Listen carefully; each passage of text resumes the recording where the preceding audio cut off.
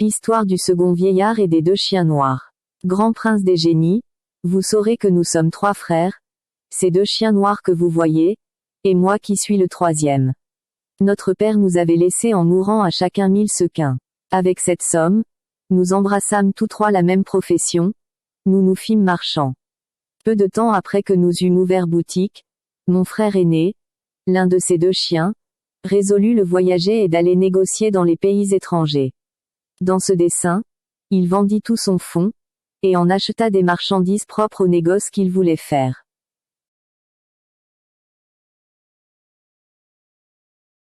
Il partit, et fut absent une année entière. Au bout de ce temps-là, un pauvre, qui me parut demander l'aumône, se présenta à ma boutique. Je lui dis, « Dieu vous assiste. » « Dieu vous assiste aussi, » me répondit-il, « est-il possible que vous ne me reconnaissiez pas ?» Alors l'envisageant avec attention, je le reconnus. « Ah mon frère, » m'écriai-je en l'embrassant, « comment vous aurais-je pu reconnaître dans cet état ?» Je le fis entrer dans ma maison, je lui demandai les nouvelles de sa santé et du succès de son voyage. « Ne me fais pas cette question, » me dit-il, en me voyant souvoyer tout. Ce serait renouveler mon affliction que de vous faire le détail de tous les malheurs qui me sont arrivés depuis 1 an, et qui m'ont réduit à l'état où je suis. Je fis aussitôt fermer ma boutique, et abandonnant tout autre soin, je le menai au bain, et lui donnai les plus beaux habits de ma garde-robe. J'examinai mes registres de vente et d'achat, et trouvant que j'avais doublé mon fonds, c'est-à-dire que j'étais riche de 2000 sequins, je lui en donnai la moitié. Avec cela, mon frère, lui dis-je, vous pourriez oublier la perte que vous avez faite. Il accepta les 1000 sequins avec joie, rétablit ses affaires, et nous vécûmes ensemble comme nous avions vécu auparavant.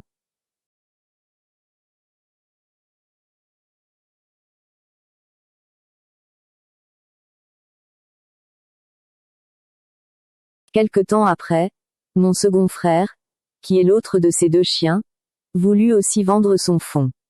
Nous fîmes, son aîné et moi, tout ce que nous pûmes pour l'en détourner, mais il n'y eut pas moyen.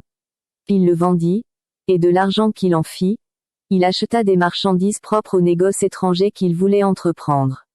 Il se joignit à une caravane, et partit. Il revint au bout de l'an dans le même état que son frère aîné. Je le fis habiller, et comme j'avais encore 1000 sequins par-dessus mon fonds, je les lui donnai. Il releva boutique, et continua d'exercer sa profession. Un jour mes 2 frères vinrent me trouver pour me proposer de faire un voyage, et d'aller trafiquer avec eux. Je rejetai d'abord leur proposition. Vous avez voyagé, leur dis-je, qui avez-vous gagné? Qui m'assurera que je serai plus heureux que vous? En vain ils me représentèrent là-dessus tout ce qui leur sembla devoir m'éblouir et m'encourager à tenter la fortune. Je refusai d'entrer dans leurs desseins.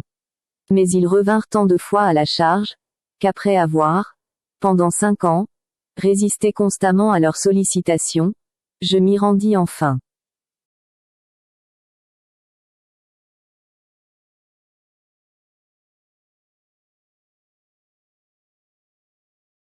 Mais quand il fallut faire les préparatifs du voyage, et qu'il fut question d'acheter les marchandises dont nous avions besoin, il se trouva qu'ils avaient tout mangé, et qu'il ne leur restait rien des 1000 sequins que je leur avais donnés à chacun. Je ne leur en fis pas le moindre reproche. Au contraire, comme mon fonds était de 6000 sequins, j'en partageai la moitié avec eux, en leur disant, « Mes frères, il faut risquer ces 3000 sequins, et cacher les autres en quelque endroit sûr, afin que si notre voyage n'est pas plus heureux que ce que vous avez déjà fait nous ayons de quoi nous en consoler, et reprendre notre ancienne profession. » Je donnai donc 1000 sequins à chacun, j'en gardai autant pour moi, et j'enterrai les 3000 autres dans un coin de ma maison. Nous achetâmes des marchandises, et après les avoir embarquées sur un vaisseau que nous frétâmes entre nous 3, nous fîmes mettre à la voile avec un vent favorable. Après 2 mois de navigation, nous arrivâmes heureusement à un port de mer, où nous débarquâmes, et fîmes un très grand débit de nos marchandises. Moi, surtout, je vendis si bien les miennes, que je gagnai 10 pour 1. Nous achetâmes des marchandises du pays, pour les transporter et les négocier aux nôtres.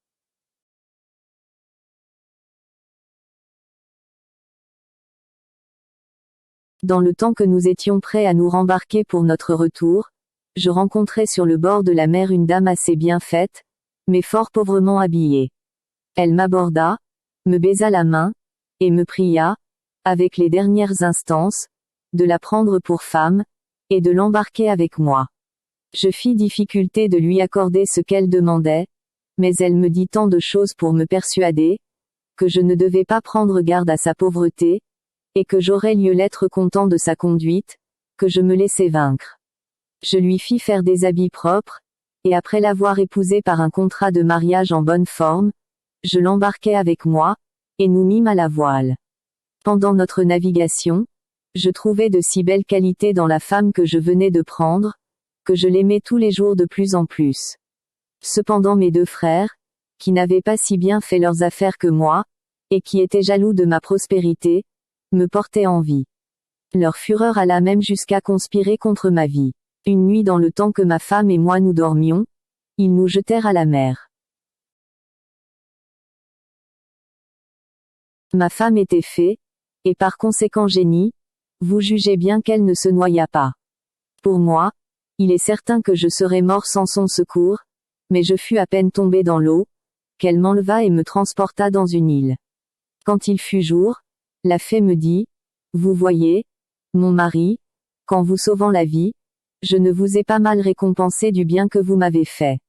Vous saurez que je suis fée, et que me trouvant sur le bord de la mer lorsque vous alliez vous embarquer, je me sentis une forte inclination pour vous.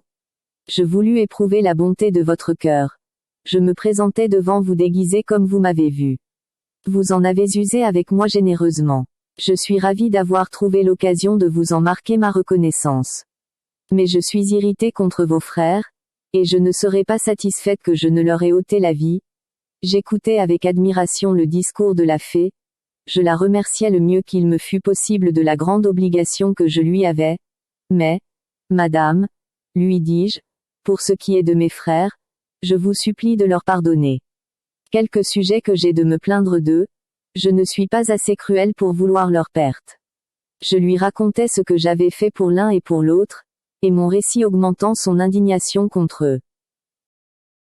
Il faut, s'écria-t-elle, que je vole tout à l'heure après ces traîtres et ces ingrats, et que j'en tire une prompte vengeance. Je vais submerger leurs vaisseaux, et les précipiter au fond de la mer. Non, ma belle dame, repris-je, au nom de Dieu, n'en faites rien, modérez votre courroux, songez que ce sont mes frères, et qu'il faut faire le bien pour le mal. J'apaisai la fée par ces paroles, et lorsque je les eus prononcées, elle me transporta en un instant de l'île où nous étions sur le toit de mon logis qui était en terrasse et elle disparut un moment après.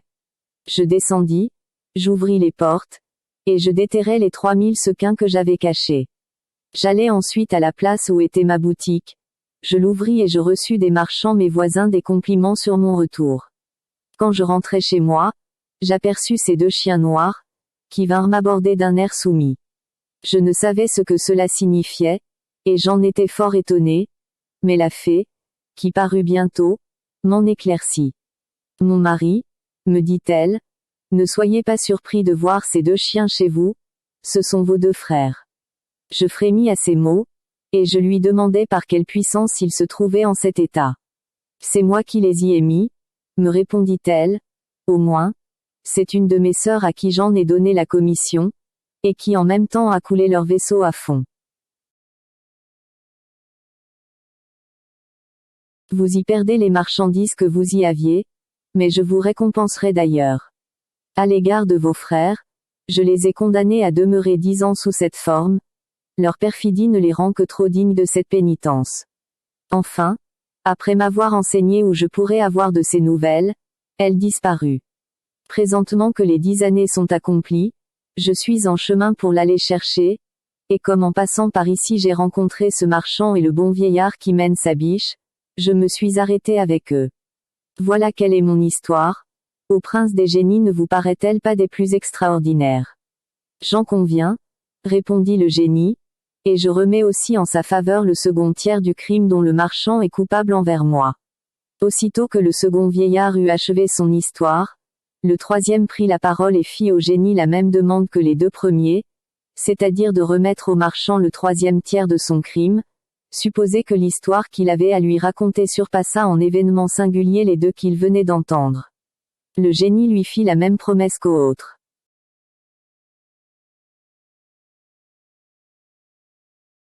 Le troisième vieillard raconta son histoire au génie. Je ne vous la dirai point, car elle n'est point venue à ma connaissance, mais je sais qu'elle se trouva si fort au-dessus des deux précédentes, par la diversité des aventures merveilleuses qu'elle contenait, que le génie en fut étonné. Il n'en eut pas plus tôt ouï la fin, qu'il dit au troisième vieillard, je t'accorde le dernier tiers de la grâce du marchand, il doit bien vous remercier tous trois de l'avoir tiré d'intrigue par vos histoires, sans vous il ne serait plus au monde. En achevant ces mots, il disparut au grand contentement de la compagnie. Le marchand ne manqua pas de rendre à ces trois libérateurs toutes les grâces qu'il leur devait. Ils se réjouirent avec lui de le voir hors de péril, après quoi ils se dirent adieu, et chacun reprit son chemin. Le marchand s'en retourna auprès de sa femme et de ses enfants, et passa tranquillement avec eux le reste de ses jours.